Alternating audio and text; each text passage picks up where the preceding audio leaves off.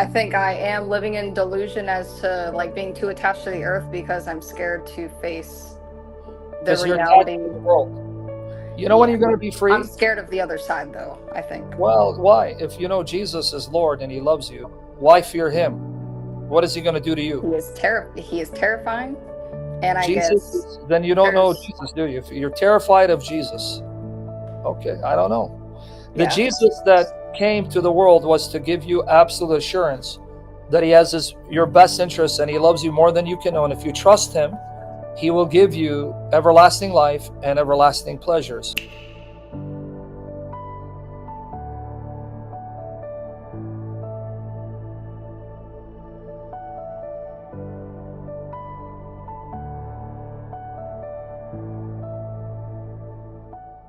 I'm a relatively new Christian. I don't know a lot. I have a lot of trouble interpreting the Bible. Um, so it deters me from reading, but I have a lot of anxiety about the end times, I suppose. And it deters me from reading Revelation, so I guess Don't read Revelation. I No, heard. I'm telling you, you shouldn't. Why? Because Revelation, the author assumes you know your Old Testament like the back of your hand, and you'll see where Revelation is appealing to the Old Testament. And the author assumes that you also know the core doctrines of the Christian faith, so that when he mentions things, you'll be able to know from where he's getting it. For example, in Revelation 12, when it talks about a woman with the sun and moon under her feet and a crown of 12 stars, John is assuming you know he just quoted Genesis chapter 3, Genesis 37, and other texts. So if you don't know the Old Testament and you're not familiar with the New Testament books, Revelation is a nightmare and it's going to confuse you, it's going to scare you. Stay away from Revelation. Learn the basics of the faith. So study the gospel. Saturate yourself with the gospels. Get to know Jesus. Get to fall in love with Jesus. So that Jesus and you are inseparable. Learn about Christ, his love, his passion. Learn about his teaching. Then go back, study the Old Testament, try to figure it out slowly, but for yourself. In other words, you're not studying the Bible to teach.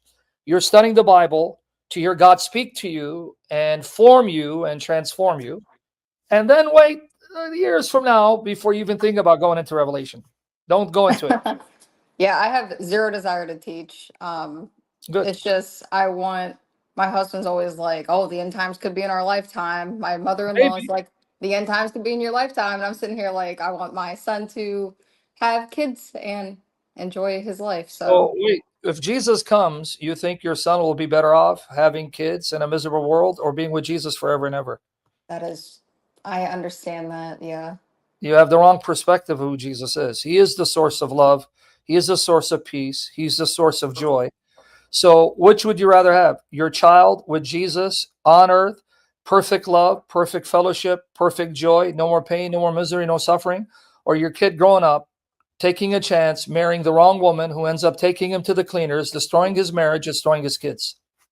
Well, isn't there also the possibility that we could get like beheaded or shot for being Christians, like during that really So, bad era where the Antichrist takes over? are you going to die whether they behead you or not? Yes. So you are afraid of dying, or are you afraid of the way you're going to die?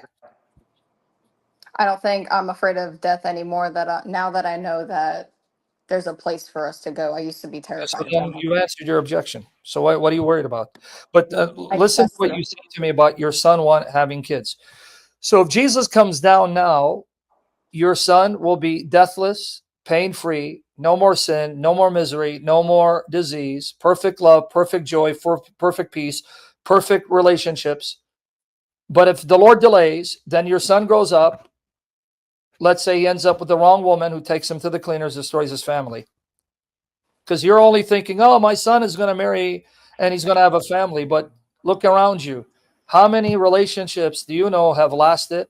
How many people got hooked up with the wrong partner and end up homeless or in jail and destroy their children? What's the divorce rate now? It's like 60 or 70%. It's pretty So bad. what guarantee you have your son won't find the wrong one? That is true. You have too much attachment to the world. because you're thinking, I want my son to have kids. Okay, so what if your son has kids from a Jezebel who then uses the court system to keep the kids away from him and leaves them homeless? I'd be livid. You would be livid, right? But you can't do nothing about it. So Agreed. you only think it's going to turn out good. Now look around you. How many of your relationships turn out good? One. Only one, right? What happened to the Yeah. one? All right, see. Okay, so what guarantee do you have that you and that man are going to last? I know for sure we will.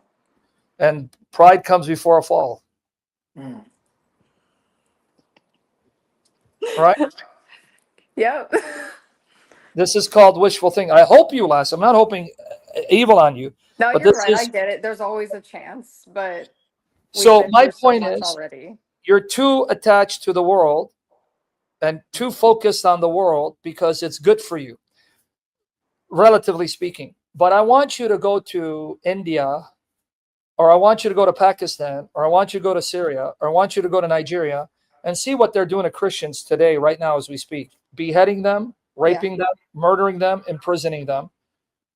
They're not so quite happy about life, but you live in relative ease because you're in America and you're relatively comfortable and you're like, oh, life is great, because you haven't seen what Christians go through in other parts of the world, such as India, where you have militant Hindus attacking Christians and attacking churches; Pakistan, where Christians get accused of blasphemy law and go to prison and be killed; Nigeria, where Christian pastors and priests are being slaughtered, beheaded, churches being burnt; or in Syria, Mm-hmm. because you have it easy and you think this is how the world is. You're living in delusion.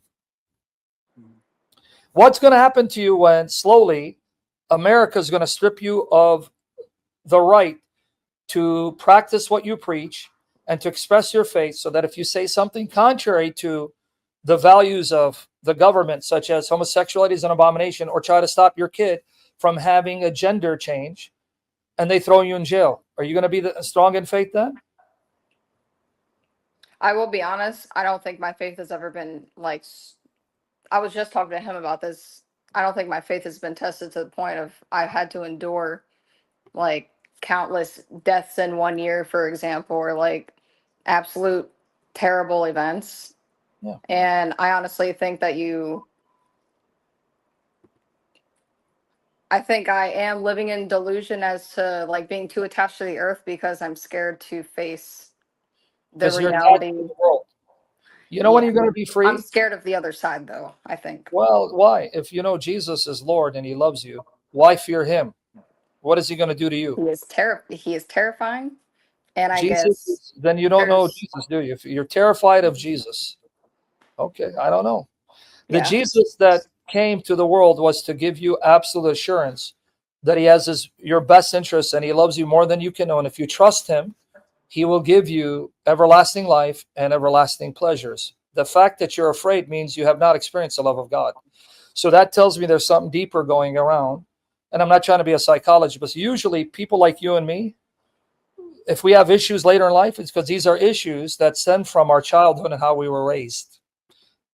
Because let me show you some what the Bible says. You have not experienced the love of God, because it says, the love of God, there is no fear in the love of God. Here it is. 1 John 4:18-19. Here you go. There is no fear in love, but perfect love drives out fear, because fear has to do with punishment. The one who fears is not made perfect in love. We love because he first loved us. See, you have not experienced the love of God. You don't know his love. The fact you're still afraid of him. I think I'm afraid of like like I don't know 100% what the other side, like what heaven looks like, or The other side is Jesus. Do you know Jesus? Then you won't be afraid to be with Jesus. Because true. I know I shouldn't be. where Jesus is, there is heaven. Jesus is heaven.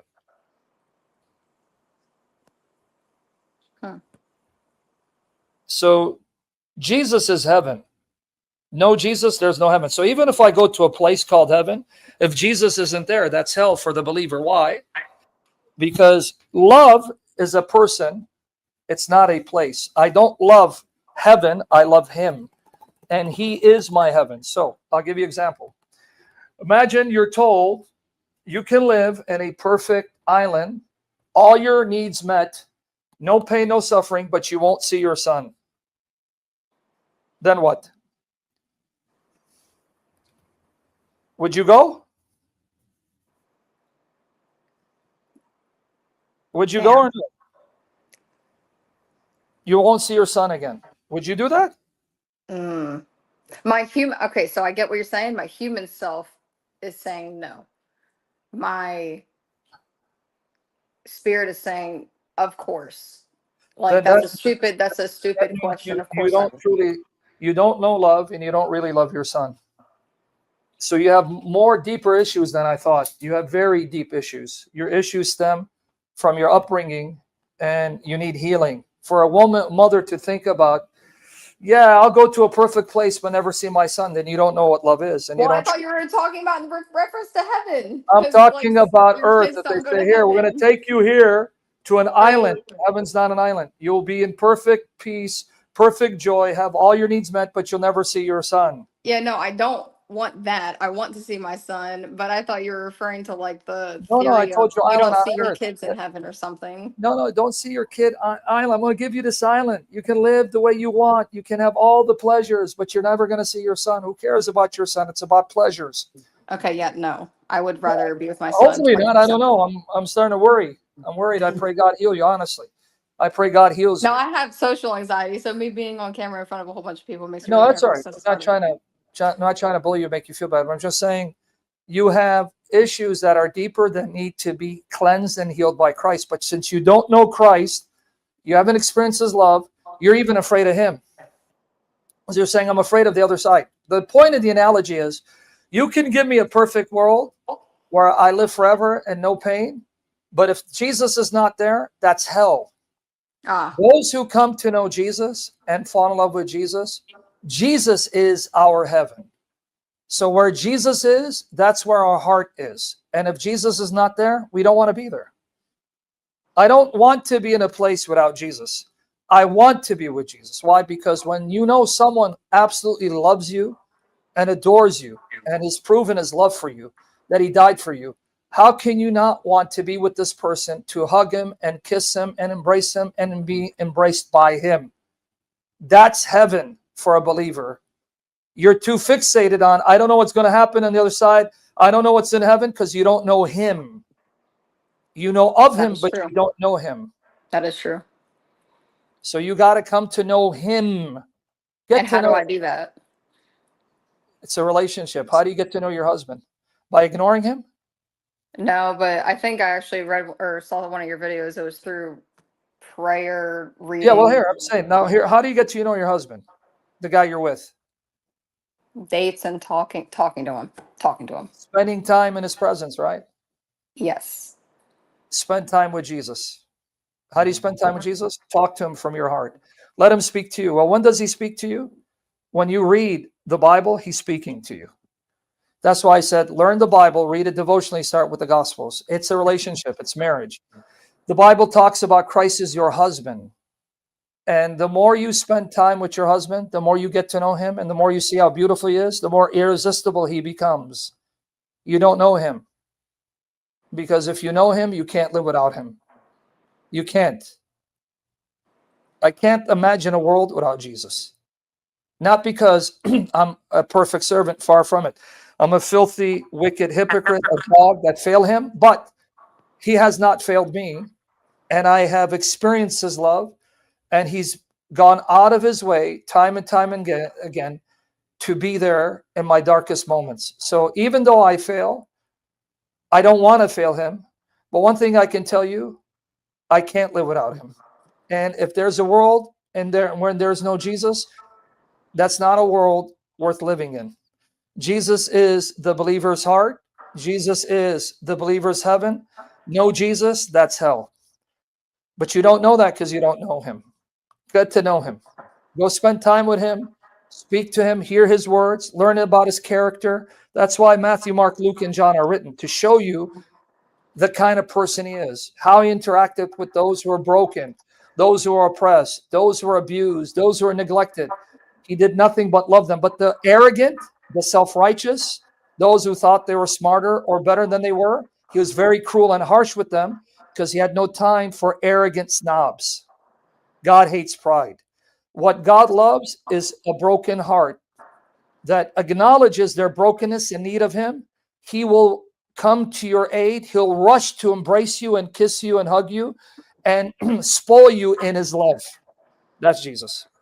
Do you think to truly, like, you know how most people say they come to know Jesus when they like have a mental breakdown, they're on their knees Of course. crying out to the Lord? Is You that better believe a it. requirement? No, you don't. Why, you want to have a mental breakdown in order for No, I Jesus don't want to? to have a mental breakdown, but a lot No, of people are like, this is, that's because people whom God tried to get their attention kept ignoring him until they hit rock bottom. Then they realized how pitiful they are without Jesus. You don't need to hit rock bottom to know you need Jesus. You don't need to hit rock bottom to know you need Jesus. So Jesus loves the brokenhearted, the oppressed, and he came to heal them. But you don't need to hit rock bottom to know you need Jesus. So don't wait till you hit rock bottom. Acknowledge your need for him now and get to know him. Get to all know right, him. Let me show you some verses. Matthew, Mark, Luke, and John. That's about his life and his teachings. Hear his words. And if his words don't melt you and make you cry like a baby in his arms, I don't know what will. Because he's altogether lovely and he's irresistible. All right, now let me show you this. All right, here. When What's you the hear, best version for someone who has trouble interpreting? read NIV, New And I International. It's very simple, very basic. It's not going to confuse you. okay. In fact, I'm reading NIV right now. Let me show you some of his promises. How can you not read these words and not fall in love with him? Here, look what he says. Isaiah 57:15. For this is what the high and exalted one says. He who lives forever, whose name is holy. I live in a high and holy place, but also with the one who's contrite, meaning the one who is humble, not arrogant, full of himself, lowly in spirit. That's who I live with. Why? To come and revive your spirit, the spirit of the lowly, the broken, the oppressed, the abused, to revive the heart of the contrite. Psalm 34:18. The Lord is close to the brokenhearted and saves those who are crushed in spirit. See who he chases after? The Lord is close to the brokenhearted and saves those who are crushed in spirit. And then Psalm 51:17. My sacrifice, O God, is a broken spirit. A broken and contrite heart, you, God, will not despise. He hates pride, but he loves the broken and those who acknowledge their need of him and brokenness. He comes rushing to your aid. That's why he says in Matthew 11:28-30. See, God hates pride. He really does. Matthew 11:28-30. Come to me, all you who are weary and burdened, and I will give you rest. Come to me if you're tired, if you're burdened. I will give you rest. Take my yoke upon you and learn from me. For I am gentle and humble in heart, and you will find rest for your soul. See, the Jesus that you know is not this Jesus who says, don't be afraid of me. I'm gentle. I'm humble in heart. The fact that you're afraid tells me you don't know him. Because to know him is to run to him and love him because he's gentle. He'll never embarrass you. Unlike humans, unlike me, because I'm scum, he will never embarrass you. He'll never disgrace you. He'll never shame you. That's his word. He will never put you to shame. That's his promise. Never put you to shame. That's not the kind of God he is. When you don't know him, you won't know this. So he says, come to me. Why are you afraid? I'm gentle. I'm not going to harm you. I'm not going to disgrace you. I'm not going to humiliate you. I'm not going to shame you. I'm gentle. I'm humble at heart, and I care for you more than you know. You will find rest for your souls, for my yoke is easy and my burden is light. See, this is why I say get to know him. When you know him, you can't help but fall in love with him. And he makes even grown men cry like babies. Here's another one. John 14:18-19. I will not leave you as orphans. See, this is the Jesus you still don't know. To know this Jesus, you cannot but love and adore him and run to him with tears. I will not leave you as orphans. I will come to you. Before long, the world will not see me anymore, but you will see me.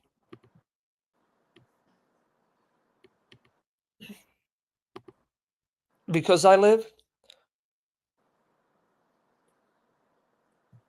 you also will live. See, this is the Jesus I know.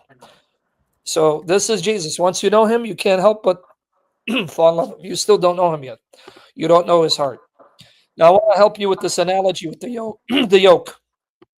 Come to me, all you are weary and burdened, and I'll give you rest. Take my yoke upon you. Sorry. I told you, it makes grown men cry. Let me show you what this analogy is all about. So you appreciate this. He says, take my yoke. I'm going to give you a picture. 1 second. Let me get the picture for you. This is the Jesus. Once you get to know him, you cannot stop loving him. Jesus, yoke. Okay, like here. Let me get you the imagery. This is what the imagery is. A yoke is what you put on cattle. When you take two beasts, you put a yoke on them to make them work together in unison.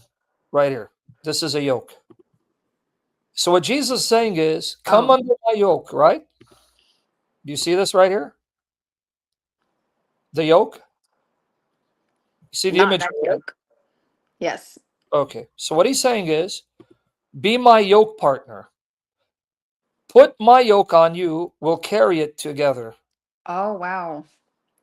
So what he's saying is, because if you know what a yoke is here, if you put cattle and a yoke, this is what they put on cattle to work together. So here's an image. See the image here? Mm-hmm. Why did they do that? To make the cattle work together in unison in plowing the field, right? This is what it is, so that they can both work together, carry the burden together. Now, what if you have a cattle that's weaker than the other? That means the other one will have to compensate, right? So if this cattle is weaker than this one will have to compensate for the weaker cattle, so it'll do more of the work, right? You with me there? Yep. So what is Jesus saying? Be my yoke partner, because when you are weak, I will be your strength and I will help you carry it. You'll never carry it alone. That's the image. You understand what he's saying? Yeah. So his point is, if you become my yoke partner, I can promise and assure you, you will never, ever carry your yoke alone. And when you're too weak to carry it, I will be your strength and I will carry it for you and with you. But you'll never carry it alone. That's what he means. This is the Jesus that I worship. This is the Jesus who's real. So this is the imagery, and this is what he's saying. So come. Don't worry about how weak you are. You won't carry it alone, and I will be your strength, and I will lift you up and your yoke as long as you yoke yourself to me and let go. That's the imagery. You got to get to know this Jesus. You still don't know him yet. Once you do, you're going to see he's irresistible.